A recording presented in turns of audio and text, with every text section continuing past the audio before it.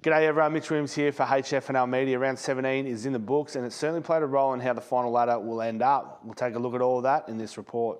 First in footy, we head out to Victoria Park in Croydon for the Hampton League Live match of the day between Croydon and Terang Mortlake, and what an absolute cracker we were given in that game. The Bloods came out of the gates hot in the first quarter, kicking 4 goals to Croydon's none, giving them a 22-point lead going into quarter time. The Saints must have got a rev up in the huddle though, because they came out and kicked 6 unanswered goals, with 3 of them coming off the boot of Will Couch, which included this long bomb. The Saints went into half-time with a 15-point lead, but it was Terang Mortlake's turn to kick 6 goals in the third term to Croydon's 1, which gave the Bloods an 18-point lead at the final break. The Bloods only managed 1 more goal in the final term thanks to a free kick, which gave Will Kane his 5th goal for the day, taking his season tally to 61.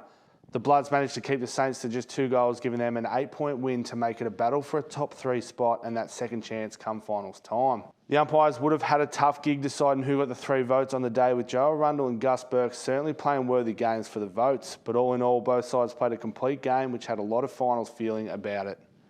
Over to Gardens Oval now, where Port Fairy and Portland battled it out for the 4 points, but Port Fairy were too strong for the away side, beating the Tigers by 52 points.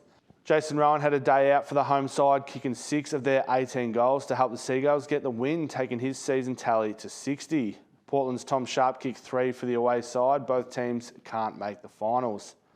Out to Dunkeld, where Hamilton hosted Camperdown. The away side managed to come away with the 4 points after beating Hamilton by a comfortable 77 points. Camperdown had 11 separate goal scorers for the day, with Angus Gordon contributing the most with 4, while Hamilton's Hamish Cook was their only multiple goal scorer with 2.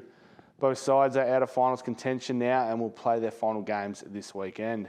Back into Warrnambool now to the friendly ovals, where South Warrnambool cemented their spot on top of the ladder after a 90-point domination over Cobden. The Roosters came into this game off the back of a narrow loss last week, while Cobden headed into this round off a win.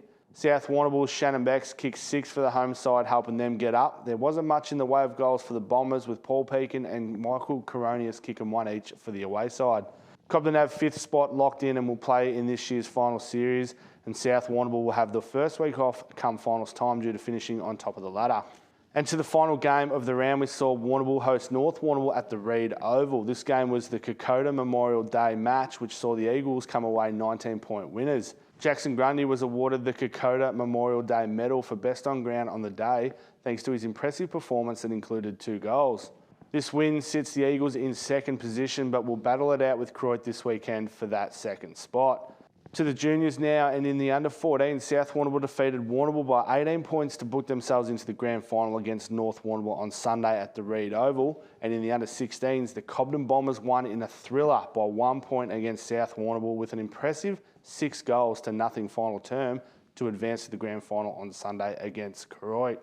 Over to the netball now, and heading back to the Friendlies Oval, South Warrnambool's undefeated run has come to an end at the hands of Cobden. The Bombers came away with a 6-goal win in what could potentially be a grand final preview. The Roosters sit only half a game clear on top of the ladder now, with Cobden in 2nd place. Over to the Reid Oval, where Warrnambool have defended home court and beaten North Warrnambool by 10 goals. This win elevates Warrnambool to 4th on the ladder and pushes North Warrnambool down to 5th. Out to Croydon, where the Saints have beaten Terang Mortlake by 18 goals to secure 3rd spot on the ladder, giving them a second chance in the finals. And out to Gardens Oval, where Port Fairy hosted Portland. Both sides were chasing their 2nd win for the year, and Portland were able to come away with the chocolates, beating the home side by 5 goals. And to the final game of the round, we head out to Dunkeld, where Hamilton beat Camperdown quite convincingly by 36 goals. Hamilton sits half a game outside the 5th spot. And to the juniors now, in the under-13 reserves, Croydon were too strong for Warrnambool, beating them by 32 goals to book themselves into the grand final on Sunday against South Warrnambool. And in the under-15s reserves, Warrnambool won in a nail-biter by 2 goals over Croydon to advance through to the grand final against South Warrnambool. And that's all from me, everyone. Only 1 game left for the home and away season and then into the finals. I look forward to reviewing round 18 on Friday.